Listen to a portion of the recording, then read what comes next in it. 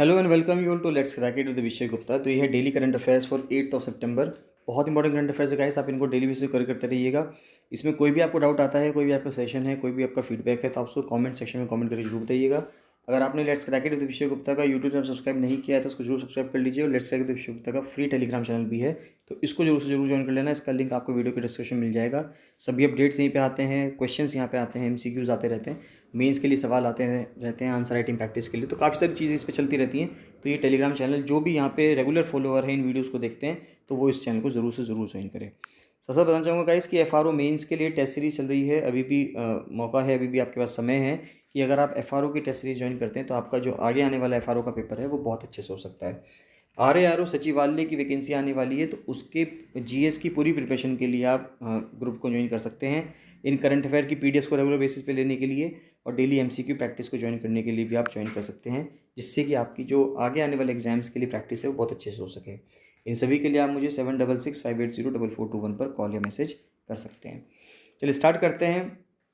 सबसे पहले न्यूज़ आ रही है आर्कटिक से। देखिए, आर्कटिक जो है बहुत तेज़ी से गर्म होता जा रहा है। जिस प्रकार से ग्लोबल वार्मिंग बढ़ रही है, GS1 का एक न्यूज़ आती है, ये आप GS3 में भी आप कह सकते हैं, जो ग्लोबल वार्मिंग है, क्लाइमेट चेंज है, और GS1 में भी आप कह सकते हैं, जो ज्योग्राफी में जियो फिजिकल फिनोमिना है, वहाँ से हम इस न्यूज़ को पकड़ सकते हैं कि जो आर्कटिक वार्मिंग है, किस वजह से आर्कटिक वार्मिंग हो रही है, या आर्कटिक का जो एरिया है, यानी कि उत्तरी ध्रुव का जो एरिया है, नॉर्थ पोल का जो एरिया है, वो बहुत तेज़ी से गर्म हो रहा है। तो 2021 जो है ये माना जा रहा है ये आर्कटिक का 7वां सबसे गर्म ईयर रहा है ऑन रिकॉर्ड। तो ये लैप्टिव सी है, ये रशिया के पास, ये अलास्का है, नॉर्थ अटलांटिक, ये ग्रीनलैंड है, यहाँ पे बहुत ज़्यादा हीट हो रही है। तो देखिए, Arctic is heating 4 times faster than the rest of the planet. Important चीज़ ये है कि जितनी पूरी धरती गर्म हो रही है उससे 4 गुना तेज़ी से आर्कटिक गर्म हो रहा है। The warming is more concentrated in the Eurasian part of the Arctic, यानी कि जो यूरेशिया वाला पार्ट है, यूरोप और एशिया वाला पार्ट है, यानी कि रशिया के ऊपर वाला पार्ट जो आप कह सकते हैं कि वो वाला पार्ट बहुत तेज़ी से गर्म हो रहा है। जहाँ पे बेरेंट सी है नॉर्थ ऑफ द रशिया, और Norway is warming at an alarming rate. तो नॉर्वे और रशिया के ऊपर जो बेरेंट्स सी है, जो कि आर्कटिक ओशन का ही एक हिस्सा है, तो वो बहुत तेज़ी से गर्म हो रहा है, जिसके वजह से आर्कटिक की जो बर्फ़ है वो बहुत तेज़ी से पिघल रही है at an alarming rate 7 times faster than the global average. अब ये बहुत ही ज़्यादा रेट है, 7 गुना तेज़ी से गर्म हो रहा है ये जो ग्लोबल एवरेज है। अगर बाकी पूरा प्लेनेट 1 डिग्री से गर्म हो रहा है, तो ये आप मान सकते हैं 7 डिग्री से गर्म हो रहा है, यानी कि इतनी तेज़ी से गर्म चल रहा है। तो आर्कटिक एम्प्लीफिकेशन क्या है और इसकी वजह से क्या होता है, यानी कि आर्कटिक प्रवर्धन क्या है और उसका क्या कारण होता है।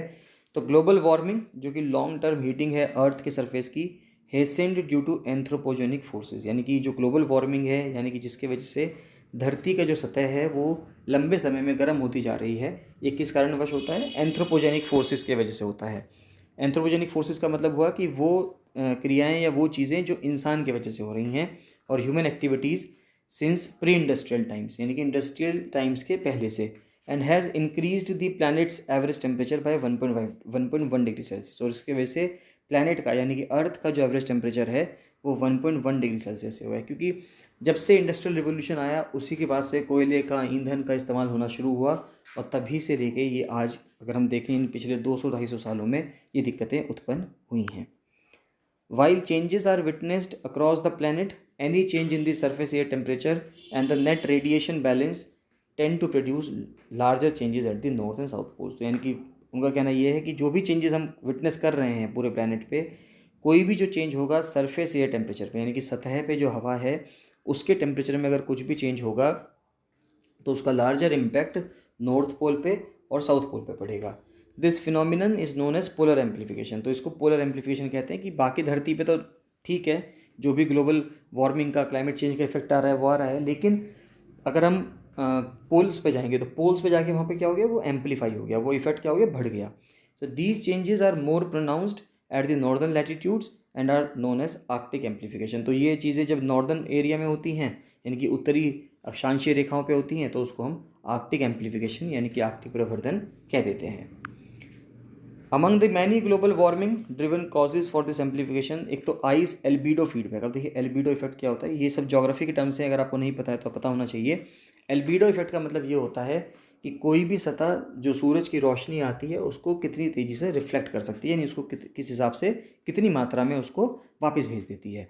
तो जिस भी सतह का एल्बिडो इफेक्ट जितना ज़्यादा होगा, यानी कि वो जितना ज़्यादा उसको भेज सकती है, वो उतना ही ज़्यादा अच्छा होगा। फॉर एग्जांपल अगर हम आर्कटिक की बात करें तो जैसे सफ़ेद बर्फ़ है, जो बिल्कुल सफ़ेद कलर की जो बर्फ़ होती है, वो लाइट को, जो सूरज की रोशनी पड़ रही है उसको बिल्कुल भी बहुत कम एब्जॉर्ब करती है और बहुत ज़्यादातर उसको रिफ्लेक्ट बैक कर देती है।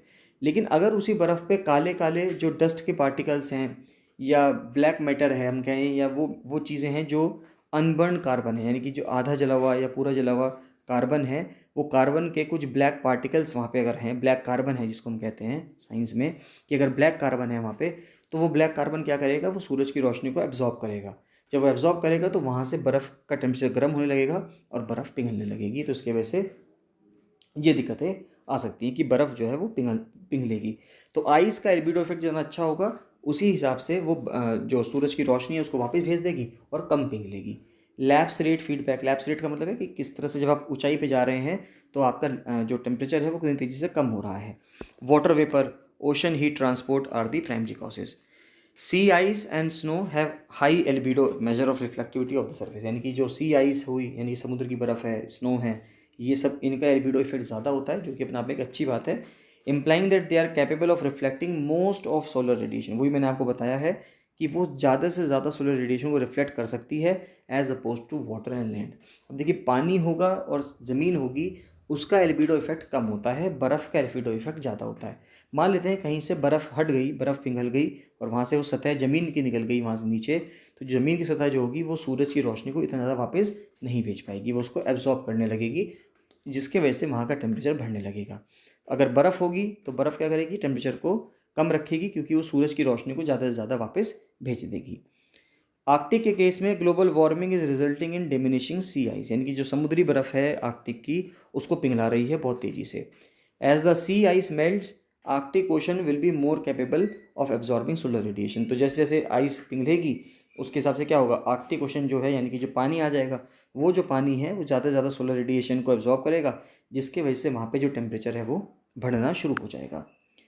लैप्स रेट और the rate at which the temperature drops with elevation decreases with warming. अब क्या होगा, वैसे तो टेम्परेचर माना जाता है कि जैसे जैसे आप ऊंचाई पे जाते हैं टेम्परेचर घटता है, जब हम हाइट में जाते हैं तो टेम्परेचर घटता है, जिसको लैप्स रेट बोला जाता है। लेकिन अगर वो एलिवेशन के साथ टेम्परेचर नहीं घट रहा है या कम घट रहा है, तो उसका मतलब क्या है कि वहाँ पे गर्माई ज़्यादा है, वहाँ पे गर्म ज़्यादा है, इसलिए आप ऊंचाई पे जा रहे हैं तो भी टेम्परेचर कम गिर रहा है। Studies show that the ice albedo feedback and the lapse rate feedback are responsible for 40% and 15% of polar amplification respectively। तो आइस एल्बिडो का जो फीडबैक है वो 40% और लैप्स रेट जो फीडबैक है वो 15% रिस्पॉन्सिबल है पोलर एम्पलीफिकेशन के। इसका मतलब ये होता है, इसका मतलब ये हुआ कि समुद्र की जो बर्फ़ थी, जिसके वजह से एल्बिडो इफेक्ट ज़्यादा होता था, वहाँ पे रोशनी, सूरज की रोशनी कम होती थी, या सूरज की जो धूप है वो कम एब्जॉर्ब होती थी, अब वो सूरज की धूप ज़्यादा एब्जॉर्ब होने लगी है इस वजह से, क्योंकि बर्फ़ पिघल गई है। जब बर्फ़ पिघल गई है, ज़मीन का सतह दिखेगा या पानी का सतह दिखेगा, तो बर्फ़, तो जो सोलर रेडिएशन है वो ज़्यादा से ज़्यादा एब्जॉर्ब होगी। आईपीसीसी की एक रिपोर्ट आई थी 2019 में, special report on the ocean and cryosphere. Cryosphere वो जगह होती है जो परमानेंट, जैसे उसको हालांकि परमाफ्रॉस्ट भी बोलते हैं, जो जगह परमानेंट बर्फ़ से जमी रहती है उसको परमाफ्रॉस्ट बोलते हैं, और जहाँ पे टेम्परेचर बहुत ज़्यादा होता है, बहुत ज़्यादा कम होता है, माइनस में होता है, काफ़ी ज़्यादा कम माइनस में टेम्परेचर होता है, उस सतहों को हम, उन जगहों को क्रायोस्फीयर कहा जाता है। इन अ चेंजिंग क्लाइमेट इन 2019, तो ये एक रिपोर्ट निकाली थी, आईपीसीसी की रिपोर्ट आई थी, जिसका कहना ये था कि Arctic surface air temperature has likely increased by more than double the global average over the last 2 decades. मई 2021 में Arctic Monitoring and Assessment Programme warned that the Arctic has warmed 3 times. तो एक आर्कटिक मॉनिटरिंग और Assessment Programme था 2021 में, उसने भी ये कहा था कि आर्कटिक जो है 3 गुना ज़्यादा गर्म हो रहा है, या 3 गुना तेज़ी से ज़्यादा गर्म हो रहा है प्लानट के मुकाबले, और जो चांसेस हैं कि सी आइस, जो समुद्र की आइस है आर्कटिक की, कम्प्लीटली डिसअपीयर हो जाए, वो 10 गुना ज़्यादा है। कि आने वाले समर्स में जब ऐसा हो सकता है कि आर्कटिक में जो समर हो बिना बर्फ़ के हो, यानी कि समर्स में वहाँ पे बर्फ़ ही ना हो, सारा का सारा समुद्र दिखता रहे। If the planet is warmer by 2 degree Celsius above the pre industrial level. Report also said that the average annual temperature in the region increased by 3.1 degree Celsius compare to the 1 degree Celsius for the planet. और ये भी कहा गया है report के द्वारा 2019 की और 2021 की रिपोर्ट के द्वारा भी कहा गया है कि वैसे तो पूरी धरती तो 1 डिग्री सेल्सियस से गर्म हुई है, जबकि आर्कटिक जो है वो 3.1 डिग्री सेल्सियस से ज़्यादा गर्म हुआ है। जबकि रिसेंट स्टडीज़ का ये शो करा है उसने कि जो मीन आर्कटिक एम्प्लीफिकेशन है saw steep changes in 1986 and 1999, जब रेशो जो है 4 पे पहुंच गया था, यानी कि 4 टाइम्स फास्टर गर्मी हो रही थी यहाँ पे पूरे प्लेनेट के मुकाबले 1986 और 1999 में। तो आर्कटिक वार्मिंग के परिणाम क्या होंगे, कॉन्सिक्वेंसेज क्या हैं? तो the causes and consequences of Arctic amplification are cyclical which might be a cause can be a consequence too, यानी कि जो कारण हो सकता है वो उसका परिणाम भी हो सकता है। तो यानी कि ये एक ऐसी साइकिल होगी कि कॉज कॉन्सिक्वेंस बनता रहेगा, यानी कारण परिणाम बनता रहेगा, वापस परिणाम कारण बनता रहेगा। ग्रीनलैंड की जो आइस शीट है वो मेल्ट कर रही है बहुत ही तेज़ी से, and the rate of accumulation of sea ice has been remarkably low, यानी कि बर्फ़ तो कम गिर रही है लेकिन पिघल बहुत तेज़ी से रही है 2000 के बाद से। यानी कि जो पहले आइस शीट्स बहुत ज़्यादा मोटी हुआ करती थी, अब वो आइस शीट्स बहुत ज़्यादा पतली होने लगी हैं और बहुत ज़्यादा यंग है। यानी कि पहले बहुत मोटी और ओल्ड आइस शीट्स हुआ करती थी, बर्फ़ की चदरें हुआ करती थी, अब ऐसा नहीं है। Greenland ice sheet saw a sharp spike in the rate and extent of melting between 15 July this year. The unusual summer temperatures resulted in a melt of 6 billion ton of ice sheet per day.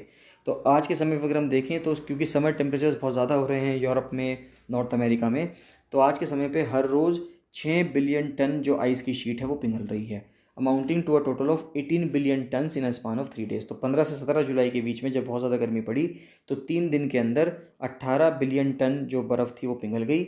ये इतना पानी है जो West Virginia, यानी कि US का example दिया जा रहा है कि यूनाइटेड स्टेट्स ऑफ अमेरिका में जो वेस्ट वर्जीनिया है वो पूरा शहर 1 फुट पानी में डूब सकता है, इतना पानी ये है। यानी कि बहुत बड़ा शहर है जिसको आप 1 फुट पानी में डुबो दोगे।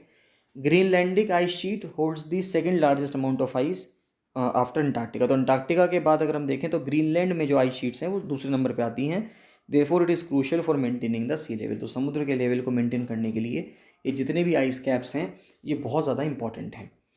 2019 में this was the single biggest cause for the rise in the sea level about 1.5 metre. तो 2019 में 1.5 मीटर तक समुद्र का लेवल बढ़ गया था, वो इसी वजह से बढ़ा है क्योंकि यहाँ पे बहुत तेज़ी से बर्फ़ पिघली है। If the sheet melts completely, अगर पूरा का पूरा ये कम्प्लीटली मेल्ट हो गई तो पानी का लेवल करीब करीब 7 मीटर ऊंचा हो जाएगा समुद्र में, जिससे कि कई सारे आइलैंड कंट्रीज़, कोस्टल सिटीज़ जो हैं भारत के हों चाहे पूरे विश्व के हों, सब डूब जाएंगे। Warming of the Arctic ocean and the seas in the region, the acidification of water. देखिए कई सारे हैं कि आर्कटिक ओशन का वार्मिंग हुआ है ना, उस एरिया के जो समुद्र हैं, फिर पानी का एसिडिफिकेशन हो गया है यानी कि एसिड मिल गया है उसमें, सेलिनिटी लेवल्स में चेंजेस आ रहे हैं, और इसके वजह से क्या हो रहा है, बायोडाइवर्सिटी इम्पैक्ट हो रही है, चाहे वो मरीन स्पीशीज़ हो और चाहे उन मरीन स्पीशीज़ पे जो डिपेंडेंट स्पीशीज़ हो चाहे वो हो। The warming is also increasing the incidence of rainfall which is affecting the availability and accessibility of lichen to the reindeer. तो अब देखिए कई सारी दिक्कतें हैं, यानी कि सब चीज़ें आपस में इंटर रिलेटेड हैं। एक जगह दिक्कत होगी तो ऐसा नहीं है कि सिर्फ दिक्कत वहाँ होगी, पूरे प्रकृति का जो पूरी साइकिल है उसमें दिक्कतें आएंगी। Arctic amplification is causing wide spread starvation and death among the Arctic फोना। तो आर्कटिक का जो फोना है यानी कि आर्कटिक में रहने वाले जो जीव जंतु हैं वो बहुत तेज़ी से स्टारवेशन पे जा रहे हैं, यानी कि भुखमरी हो रही है वहाँ पे और उनकी मृत्यु हो रही है।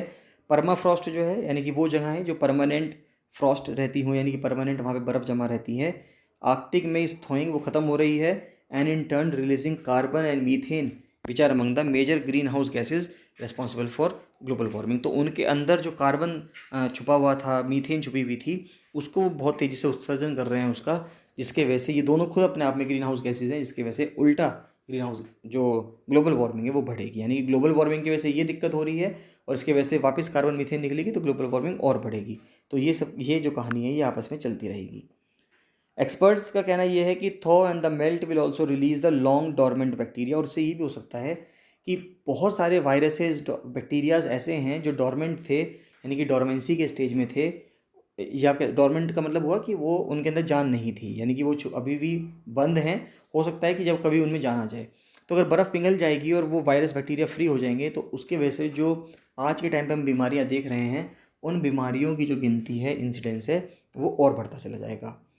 भारत में इम्पैक्ट देखें लास्ट में, तो रिसेंट ईयर्स में साइंटिस्ट का ये कहना है कि आर्कटिक में जो चीज़ें हो रही हैं उसका भारत में या भारत सब कॉन्टिनेंट में, भारतीय उपमहाद्वीप की जो मॉनसूनल रेनफॉल होती है यानी कि मॉनसून में पड़ने वाली जो बारिश है उस पर भी प्रभाव पड़ता है। The link between the two is growing in importance due to the extreme weather events the country faces and the heavy reliance on rainfall for water and food security. एक स्टडी भी की गई है, a possible relation between Arctic sea ice और late season Indian summer monsoon. 2021 में एक study publish की गई भारतीय और नॉर्वेजियन स्टूडेंट्स के द्वारा बेरेंट्स सी जो कि रशिया के पास है और करासी जो कि थाईलैंड के पास है, तो इस रीजन को देखा गया can lead to extreme rainfall events in the latter half of the monsoon, यानी कि सितंबर और अक्टूबर के महीने में। The changes in the atmospheric circulation due to diminishing sea ice combined with the warm temperatures in the Arabian Sea contribute to enhanced moisture and drive extreme rainfall events। उनका कहना यह है कि वहाँ पे तो समुद्र की बर्फ़ कम हो रही है, टेम्परेचर गर्म हो रहा है अरेबियन सी में, तो उसकी वजह से हवा में जो मॉइस्चर है वो बहुत तेज़ी से आएगा, बहुत ज़्यादा आएगा, जिसके वजह से जो बारिश है वो भी बहुत ज़्यादा होगी, यानी कि एक्सट्रीम रेनफॉल इवेंट्स होगा।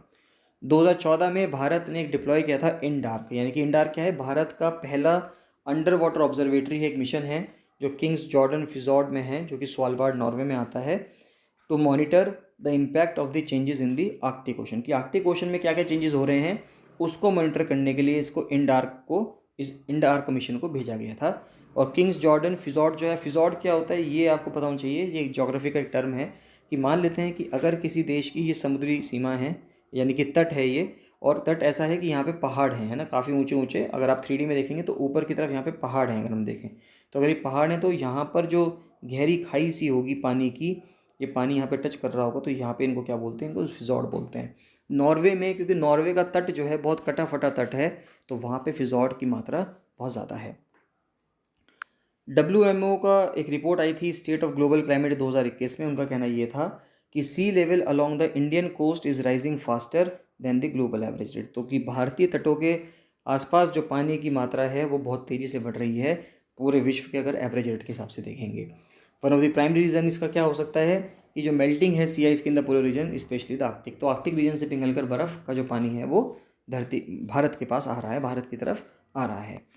Arctic amplification furthers the idea that what happens in the Arctic does not remain in the Arctic। तो इम्पॉर्टेंट चीज़ ये है, ज़रूरी नहीं है कि ऐसा ही हो कि जो आर्कटिक में हो रहा है वो सिर्फ आर्कटिक तक ही सीमित रहे, उसका प्रभाव पूरी धरती पर पड़ेगा and can substantially affect tropical process far south, और साउथ में भी जो ट्रॉपिकल प्रोसेस है वहाँ पर भी उस आर्कटिक का प्रभाव पड़ेगा, ये कहना है राइटर्स का।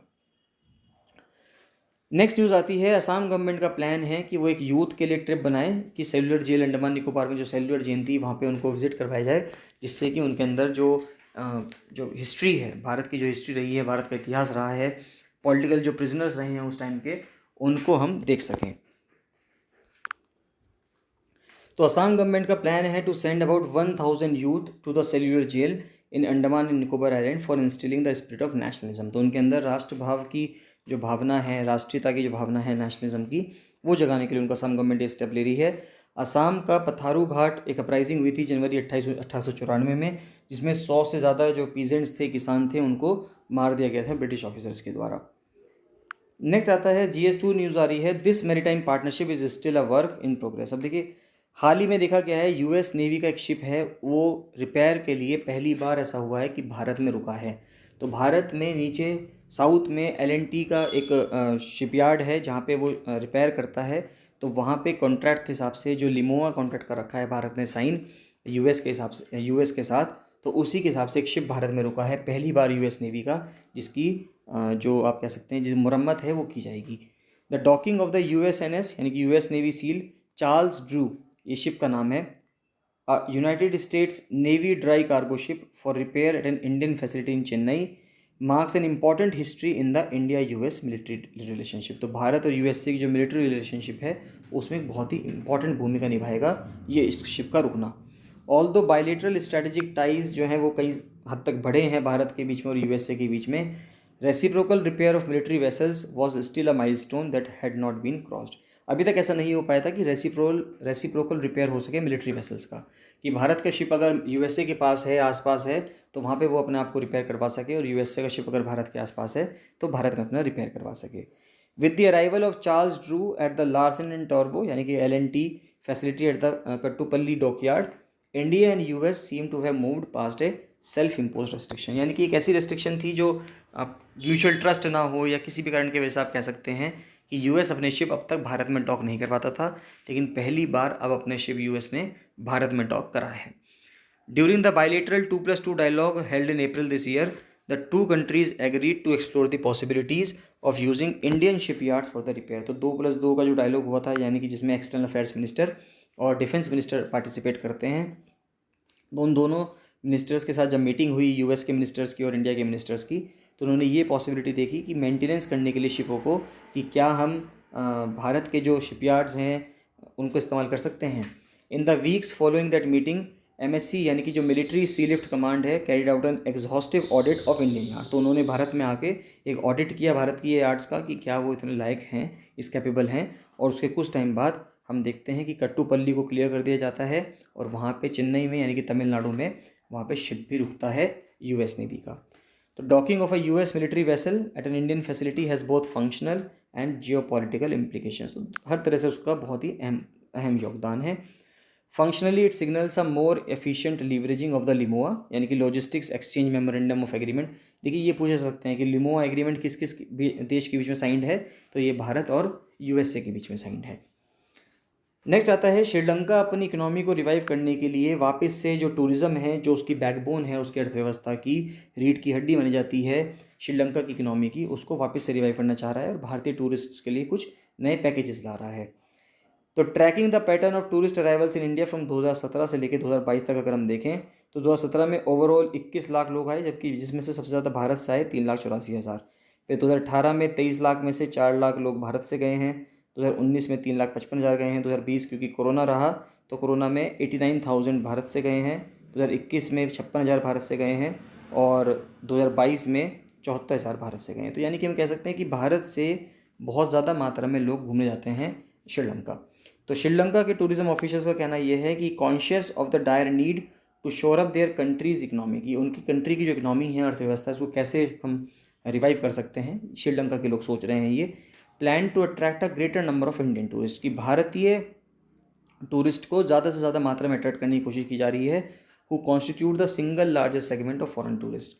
तो भारत के लोग ही सबसे ज़्यादा मात्रा में श्रीलंका जा रहे हैं। फॉरेन टूरिस्ट की अगर क्वांटिटी देखें सारी श्रीलंका में जितने भी बाहर से टूरिस्ट आ रहे हैं उसमें सबसे ज़्यादा मात्रा भारतीयों की है। Through new packages such as Murugan Shiva Shakti trails, यानी कि जो मुरुगन है, लॉर्ड मुरुगन है, यानी कि जो कार्तिकेय हैं, शिव हैं और शक्ति हैं, उनकी ट्रेल्स के यानी कि रिलीजियस टूरिज्म को बढ़ावा देने की बात की जा रही है। As part of the Murugan trail 2 important place हैं, एक तो नल्लूर कंडास्वामी या मुरुगन टेम्पल जो कि जाफना में है नॉर्दर्न प्रोविंस में, और एक कटारगामा है युवा प्रोविंस में साउथ ईस्ट में। इन दोनों को इंक्लूड किया गया है। फिर एक आता है नगुलीश्वरम जाफना का और थिरुकेतेश्वरम ये मन्नार का है। Both coming under the 5 abode of the lord Shiva in Sri Lanka. तो श्रीलंका में शिव के जो 5 अबोर्ड हैं उसमें इनको माना जाता है। ये नए मुरुगन ट्रेल के अंदर रखा जाएगा इनको। तीसरे और अबोर्ड हैं, एक तो लेकिन नाम क्या है ये, थिरुकोनीश्वरम टेम्पल है त्रिनोकोमल्ली में, जो कि ईस्ट कोस्ट पे है श्रीलंका के। अगर आप ये देखें, ये अगर श्रीलंका का मैप है तो यहाँ पे त्रिनोकोमल्ली जो है वो इधर है ना। जाफना यहाँ पर है, कोलंबो यहाँ पर है और नीचे है हम्बनटोटा पोर्ट। उसके बाद आता है त्रिकोणमल्ली जो कि ईस्टर्न प्रोविंस में, ये त्रिकोणमल्ली जो मैंने आपको बताया है, यहाँ पे जाफना है, यहाँ पे कोलंबो जो राजधानी है, और यहाँ पे हम्बनटोटा है श्रीलंका का। फिर आता है मुन्नीश्वरम टेम्पल नॉर्थ वेस्ट में और टोंडीश्वरम टेम्पल मटारा में साउथ में। तो ये सब चीज़ें मंदिर वगैरह हैं। तो इन सभी मंदिरों को काफ़ी अच्छे से सजाया जा रहा है इस हिसाब से कि जो इंडियन टूरिस्ट हैं जो कि रिलीजियस टूरिज़्म को भी प्रमोट करना चाह रहे हैं, कि रिलीजियस टूरिज़्म को प्रमोट किया जा सके। नेक्स्ट आता है GS3 से न्यूज़ आ रही है, बहुत इंपॉर्टेंट न्यूज़ है कि पिनरई जो हैं यानी कि जो केरला के चीफ मिनिस्टर हैं, उन्होंने केरला में एक कैब सर्विस लॉन्च की है केरला सवारी के नाम से। जैसे कि हम देखते हैं कि हमारे महानगरों में, चाहे दिल्ली हो, मुंबई हो, बेंगलोर हो, बड़े बड़े शहरों में ओला और ऊबर हैं, लेकिन ओला ऊबर अब प्राइवेट कंपनीज होने के साथ साथ वो लोगों का फ़ायदा भी उठाती हैं मजबूरी के टाइम पे। जैसे बारिश हो गई है, लेट नाइट है, तो उस टाइम पे उनके रेट्स बहुत ज़्यादा हाई रहते हैं। तो इसको दूर करने के लिए केरला में कैब सर्विस लॉन्च की गई है, जहाँ पर कभी भी रेट इस तरह से फ्लक्चुएट नहीं होंगे। तो केरला सवारी कंट्री की पहली ऑनलाइन टैक्सी सर्विस है जो कि किसी भी राज्य सरकार द्वारा ओन की गई है। अब तक ओला उबर थी, ये ओला उबर जो है वो प्राइवेट थी। अब टैक्सी सर्विस एक सरकार के द्वारा चलाई जाएगी। Was rolled out in the state on Wednesday. Chief minister Pinarayi Vijayan launched the online platform which promises fair and decent service to passengers. तो उनका प्रॉमिस ये है कि एक फेयर और डिसेंट सर्विस दी जाएगी पैसेंजर्स को, and a reasonable remuneration to auto rickshaw and taxi workers, की उनको अच्छे से कुछ पैसे मिल पाएंगे ऑटो रिक्शाज को, टैक्सी ड्राइवर्स को। एक इनिशिएटिव लिया गया है मोटर वर्क्स वेलफेयर बोर्ड के द्वारा under the leadership of the labour department. Kerala सवारी ने यह इंश्योर किया है कि सेफ ट्रैवल हो सके पब्लिक में गवर्नमेंट अप्रूव्ड फेयर्स पे, यानी कि जो सरकार के द्वारा जो निर्धारित जो फेयर्स हैं, किराया है, उस पर लोग सेफली ट्रैवल करें, जिससे कि लोगों के अंदर पब्लिक ट्रांसपोर्टेशन यूज़ करने की जो एक अंदर से जो एक इच्छा है वो जागे। Unlike other online platforms which switch to dynamic pricing during peak hours, there will be no fluctuation in fares on Kerala Safari. ये इंपॉर्टेंट चीज़ है कि ओला उबर में क्या होता था कि जिस टाइम पे आपका ऑफिस जाने का टाइम है या ऑफिस से छुट्टी का टाइम है, तो वो रेट्स बढ़ा देते थे, क्योंकि वो डायनेमिक प्राइसिंग पे काम करते हैं, क्योंकि प्राइवेट कंपनीज हैं, उनको ज़्यादा से ज़्यादा बेनिफिट चाहिए, प्रॉफिट चाहिए।